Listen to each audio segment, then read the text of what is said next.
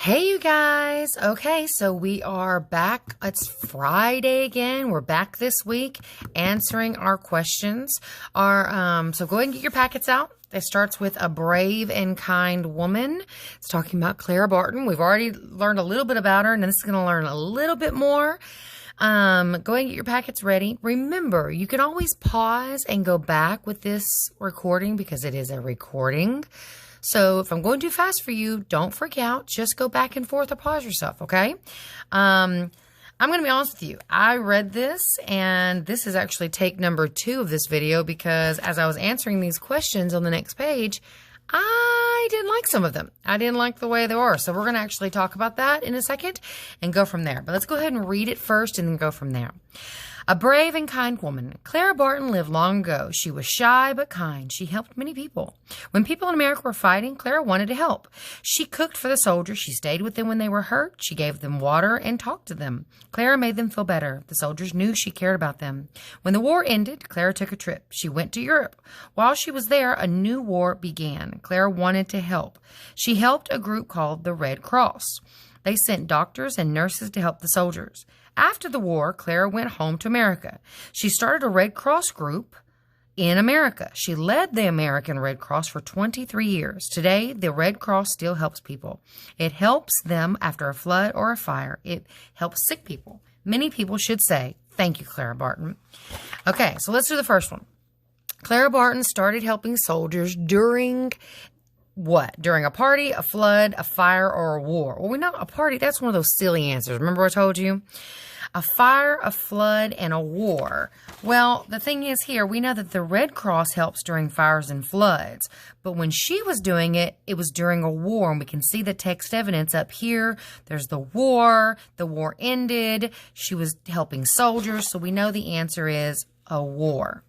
Number 2 is one of those questions that I dislike after reading it. I was like, that's a tricky question and kind of cheating in the way it words it. It says, Clara Barton was brave when she helped soldiers, went to Europe, worked hard, came back to America.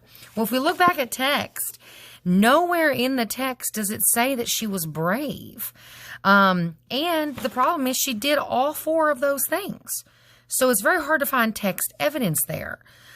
But you can think about it and knowing that working with soldiers is probably a dangerous thing because soldiers equals danger because of like war and, well, like weapons and fighting. So that probably of all the things that she did of going to Europe, working hard you could actually even take off, or came back to America. It's probably the bravest thing, but I dislike it because there's no text evidence. But, yeah, we're going to move on. Soldiers are doctors, nurses, fighters, and firefighters. And I dislike this one because soldiers are all of those things sometimes. But on here, we know that we can say, we know that they're fighters. One thing that we can look at here is that when people in America were fighting, she wanted to help, so she cooked for soldiers. That's where you can find that evidence for that. So we know that they're fighters. In Europe, Clara worked with blank. Well, going back to your text, we hear she went to Europe. While she was there, she worked with the group called Red Cross. It says right here in your text. Very good text evidence. B, Red Cross. Clara Barton was president of. Well, if you go back to your text, there's nowhere that it says anything about her being president. But it does have a key word, and I hope you caught it. Here it says she led the American Red Cross. The word led has to do with leadership, which can be the same thing and when we say president.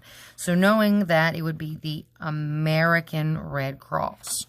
Hopefully on the back of this page, you told one reason why she was kind. There are multiple. I'll be looking for that, saying what you're saying. All right, here, you should have written each word and divided it into syllables. So we've got flood. So hopefully you did with your hands. So flood. So you should have written it there. In India. So we go India, India. Dividing it into 3 syllables there. So India. Diagram, diagram. We've got diagram. Valuable, valuable. Okay, Miss Schwab is not doing all 36 of these. And if you did all 36 of these, you should have. But I'm going to give you some bonus ones if you did all 36 of these. I tell you what, I will do this and we're going to move on because ain't nobody got time for all that. Okay, so valuable. Are you ready? Valuable. Valuable. Lion. Lion. Champion. Champion. So it's champion. Notice this one here. This has a, this is that schwa. It's got that sound that goes together. So champion. Champion. Studio. Studio. Studio. Stew. Oh, I did that wrong. So it should have been stew. D-O. Sorry about that one. Pioneer. Pioneer. Pioneer, pioneer, pioneer, pioneer. January, ready? January, January. This is one of the schwa as well. It kind of has that same sound, goes together, making one full sound. January, January. Dial.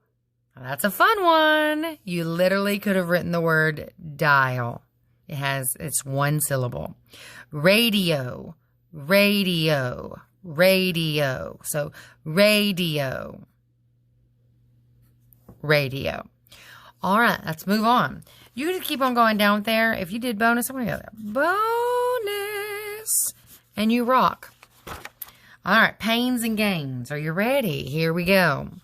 Pains and gains about Benjamin Franklin.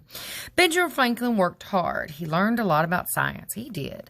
No pain, no gain. Have you ever heard that saying? It came from Benjamin Franklin. He said, no pains, no gains without pains. That is how he saw life.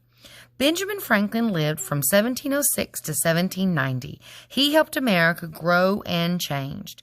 He helped write the Declaration of Independence and the Constitution. He started the first library and hospital. Benjamin is also known for what he learned about science. He invented bifocals, glasses with two lenses. They let people see things that are far away and things that are near without having to change glasses. Benjamin learned about gypsum in rocks. He put it on the ground and the grass grew greener. He used what he learned to help farmers grow crops. It was the first fertilizer. Benjamin also made things that helped in everyday life. He made a stove that gave more heat. Benjamin created two chairs. One had a writing desk hooked to the arm. The other had a seat that folded up and became a ladder with steps. Benjamin Franklin believed that if you worked hard, you could do great things. He was right. Very cool. Pains and gains. Number 1. Which one of these inventions did Benjamin Franklin not make? Well, let's see. Bifocals. Here, right here, it talks about bifocals because he invented bifocals. So, nope, that can't be the answer. Ladder chair. Well, let's see. The other had a seat that folded up and became a ladder with steps. So, a ladder with steps was the ladder chair. Nope, he created that. Notice it said that he did not make. Light bulb. I don't remember anywhere. Nope, it didn't say that anymore. So I'm going to put a question mark. Stove. Stove. Well, this one says he made a stove that gave more heat. So the answer has to be light bulb. Hopefully that didn't catch you and you just put A because you didn't focus on the not. Don't let it trick you. Benjamin Franklin lived when America was blank. A world power, a young country, a country of big cities, a country of only farms. That's weird. It didn't talk about that at all. Let's see. But he also did live in, it did say that he lived from 1706 to 1790. He helped write the Declaration of Independence and the Constitution. He started the first library and hospital. So this is a question that you've got to think about. Yes, there might not be text evidence other than these things, but these are more of a brain question. Okay, so that means before him, there was no library and no hospital. And before him, there was no Declaration of Independence, no Constitution. And this was in beginning of the basically the 18th century. So there's like not a lot, like no cars and not a lot of roads. And he created, there were glasses, but he created even better glasses. He created better stoves. So would it be a world power? No way. A young country? Well, he helped write the Declaration of Independence. It was a brand new country during his time, so that would be a good answer. A country of big cities. Well, definitely not big cities. It barely even had libraries. We didn't even have libraries or hospitals. A country of only farms. Well, that could be true, but the problem is that we've seen pictures of Benjamin Franklin before. We know that he lived in actually a city, so didn't just have countries or farms. Looking at this, we know that it was a very young country. He actually was one of the founding fathers of our country. He helped write the Declaration of Independence. How did Benjamin Franklin help farmers grow their crops? I remember something about that. Here, down here, when he said the gypsum and rocks, he put it in the ground, helped the grass grow. He helped them grow their crops better.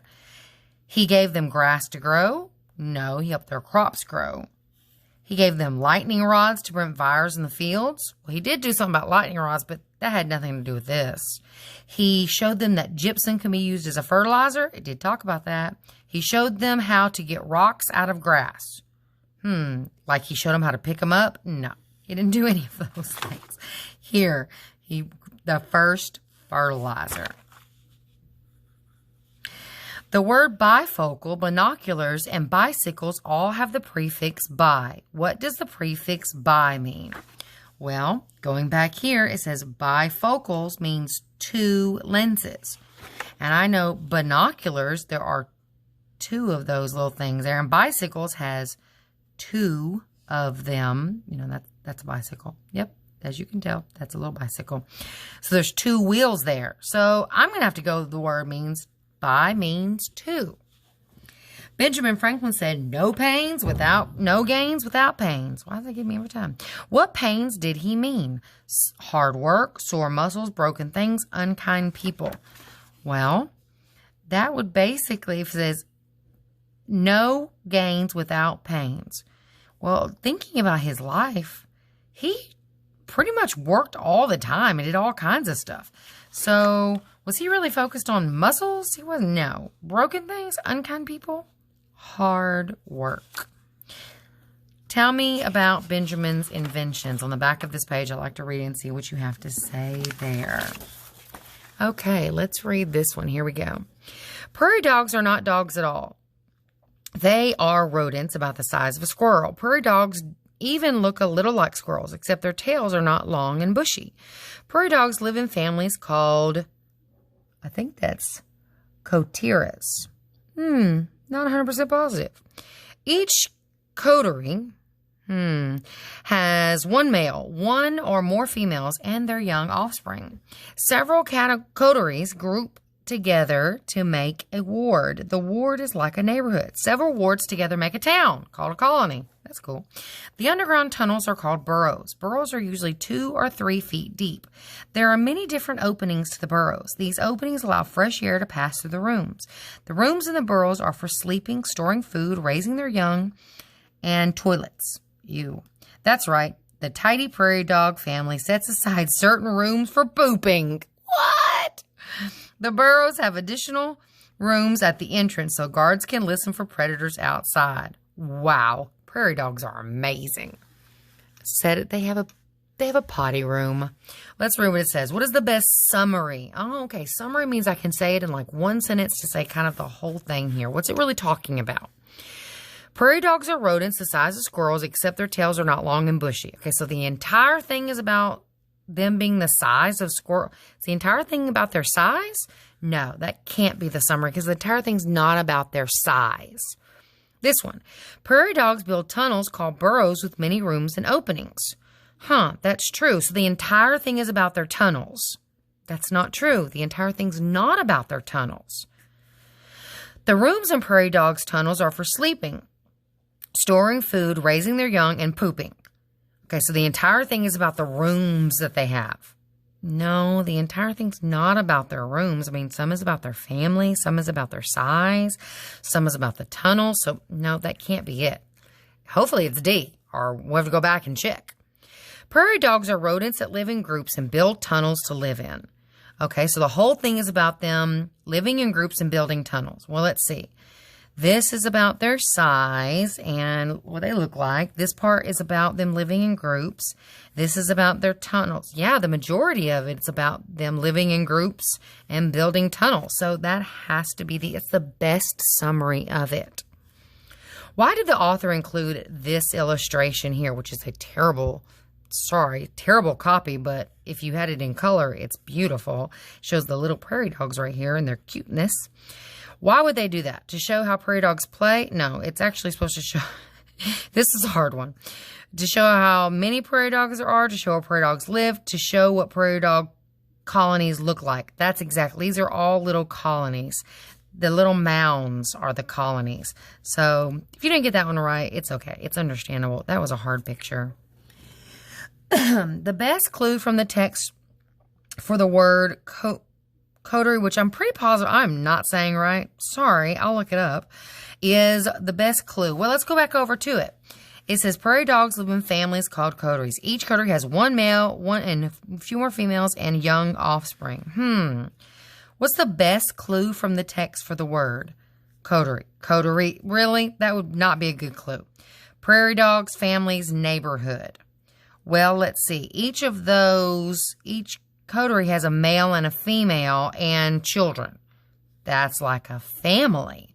So we're going to go, that makes the most sense. We know that the ward is like your neighborhood, so that can't be that answer there. The last one says, what new fact is in the caption under the illustration? Well, let's look at the caption. A colony has many openings, usually on mounds of packed dirt. This helps the small prairie dog observe his surroundings better. Oh, a new fact would be something about the mounds, that they build these mounds on their colonies, their neighborhoods, their wards. So something about that would be good. All right, practice page. Here we go. Oh, can you see all of them? Yay, you can. Good. Rent, rents, rented, and renting. Jumps,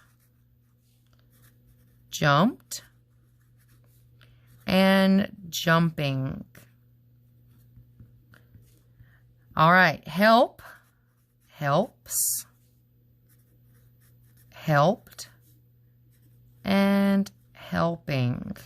These are just regular verbs. Asks. Oh.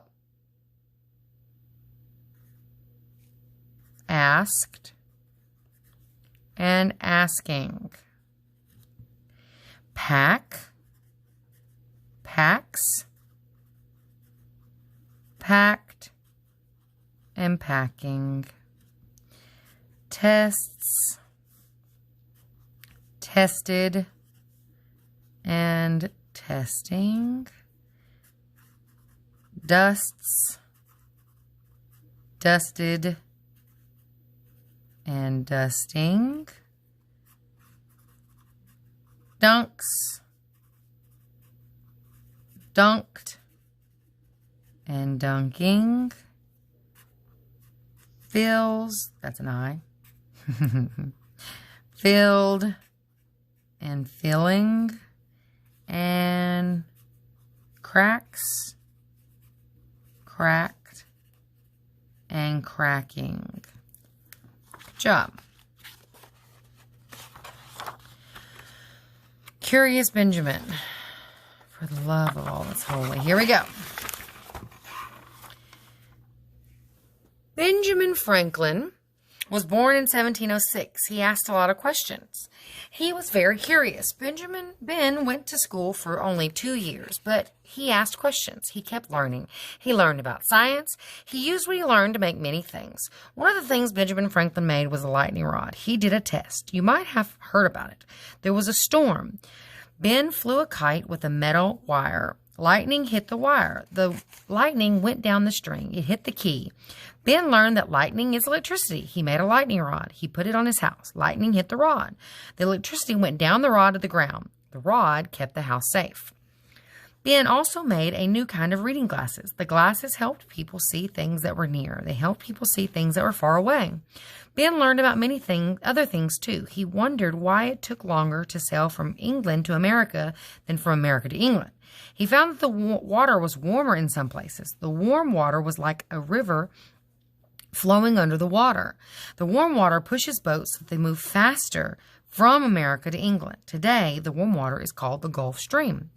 Many of Ben's inventions are used today. He was a great scientist. He really was. Benjamin's kite test proved that lightning blank strikes silk kites, happens during storms. Electricity is scary. Well, here very clearly it said he did this. It went down. He learned that lightning is electricity. There. Lightning is electricity. How do lightning rods keep buildings safe? They make lightning strike away from the building. They make lightning strike the metal rod instead of the building. They make lightning go through the center of the building. They make lightning start fires. Well, here it says lightning hit the rod. The electricity went down the rod to the ground. It kept the house safe. It didn't stop it from hitting it. It just hit the rod instead. To invent means to make something for the first time, read books, ask many questions, use things. To invent means to make something for the first time. You don't invent something that's already invented. You can make it better. Benjamin invented glasses that help people see up close, far away, up and close and far away, or green grass. That'd be awesome. He helped people see things that were near. He helped people see things that were far away.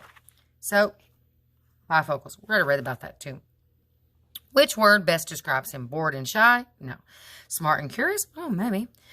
Unsure and lazy? No. Tall and handsome? Well, no, actually, he really wasn't. He was actually smart and curious. All right, let's go to this next one. You should please put the words for the S, the ED, and the ING. So hopefully you found the S. Here's the S words.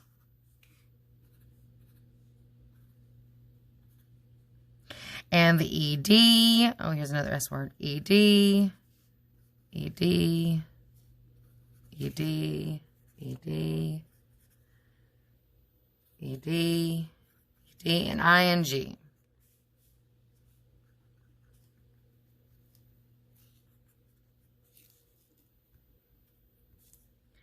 And you listed them down here. Good job. I am going to go onto this page. Here we go. Beavers build dams. Here we go. Beavers have an amazing ability. Beavers cut down trees with their sharp teeth. They carry the logs and sticks in their mouths and their front teeth. They stack them up in a stream to build a dam. The dam causes water to collect. It creates a pond or a wetland next to the dam. Beavers' dams are many sizes. Some are only a few meters long or as long as your classroom. Others are as long as a football field. A family of beavers work together to build the dam. Beavers are nocturnal. This means they work at night and sleep during the day. It's probably a lot what you're doing right now. Why do beavers build dams? The beavers want to prevent attacks by predators such as foxes, wolves, and bears. So they build their home in the middle of the pond. Brilliant. Most of the beavers' predators prefer to hunt on dry land. The beaver's home is called a lodge. It looks like a large rounded heap of sticks thrown into the water. However, the pile of sticks is hollow in the middle. It may contain several rooms. I wonder if it has a pooping room like the prairie dogs. The entrance to the lodge is underwater. This is perfect for beavers who are skilled swimmers. Ponds created by beaver dams have another advantage. The pond and new wetland created by the beavers benefit many other animals. Fish have new homes. Frogs and toads have places to lay their eggs. Birds have new sources of food. Paragraph 4 is mostly about, well, let's look for 1, 2, 3, 4. So look there. Paragraph 4 is mostly about beaver's home is called a lodge, talking all about their lodge. Let's see what a beaver's lodge looks like. Well, let's see. It's large, rounded heap. It may contain several rooms. The entrance? Yeah, probably. What a beaver's lodge is made of? Oh, well, let's see. Hold on. It looks like It looks like a large round heap of sticks. However, the pile is hollow. It's made of several rooms. The entrance. Well, that's talking about the specific rooms. It's not really talking about what it's made of. How many rooms are in a beaver's lodge? Well, it does talk about how it says there could be several other rooms. And how beavers get into their lodge. No, it doesn't talk about them getting into it. It does talk about the different rooms, though. So what a beaver's lodge looks like. This would have to go with it looking like, especially because here is my keyword. It looks like a, and it kind of gives me information there. We're going to go with A. Even though this is a good answer, this is the best answer. Remember that. It does that kind of thing a lot to you, looking for the best answer. Beavers build their lodges in the middle of water because their main source of food is fish. Well, that's true. But I wonder if that's the actual cause of them building it there. Or is that just an effect of the reason they build it there? They need an open source to build a large home. It is safer from predators than on land, so they can share their lodge with fish, frogs, and toads. Well, let's see. What it says here, why do beavers build dams? Oh, this helps. The beavers want to prevent attacks by predators. Oh, most of predators prefer to hunt on dry land. So this tells me that it's safer from predators than on land. A synonym for the word nocturnal. Synonym means the same. Nocturnal over here. This means they work at night and sleep during the day. So nighttime would be the same as nocturnal. Why did the author write this passage? Do you think they wrote this passage because they want to make us laugh? No, they wrote this passage so we can learn all about the beavers and their dams. Hopefully that you wrote something like that. Okay, we're going to move on. If you did this one, Benjamin's questions, giving you bonus points. This packet I did not create and was created by somebody else and was too dang long. So if you did this right here, I'm giving you some bonus points. And I'm going to put some candy in your packet coming up weeks because this was too much. I'm sorry about that. We got to move on. So we're going to go here to Math Weekly Review. We're going to go, here we go. Allie has 33 photos she wants to give equally to 3 friends. How many photos will each of Allie's friends get? Well, that would mean she said 33 in all. She wants to divide them up into 3 friends. Well, there I've got my equation. I know that she's going to give them 11 each. 11 pics each. It's a lot of pics of herself. She was very excited about that. Find the product. 2 times 10 is 20. 2 times 8 is 16. 8 times 8 is 64. And 8 times 10 is 80. Hopefully you got those. 8 times 70. Ooh, that's a big one. So it would be 8 times 7 tens. Well, I know that that equals blank tens or blank. Okay? So basically I'm thinking of, I keep saying 8, don't I? Really, it's 9 times 7. 9 times 7, which I know is 63. So basically I'm thinking that's going to be 63 tens. So it would be 63 tens would be 630. 630. Use the addition properties and strategies to find the sum. Well, let's see. Our addition property and strategies. Well, what we can do here is we can go ahead and add our ones places here. That would make it pretty simple. Adds our ones. So we know that that's going to be 10, 5, 5, 10, and 2 is 12. So that's going to be my ones. And then my tens place is 20 and 30, and then 1 extra from that is 50, 60. So my answer would be 62. You may have come up with a different way of doing that. I'd be curious to find what you did. Complete the equation. 561 plus 129. That's 10, so you need to regroup. 6, 7, 8, 9, and 6, 690. All right. Carol ate an apple, cut an apple into 5 equal pieces. She gave 3 pieces to her brother. Which fraction did she give to her brother? Okay, so she cut an apple into 5s.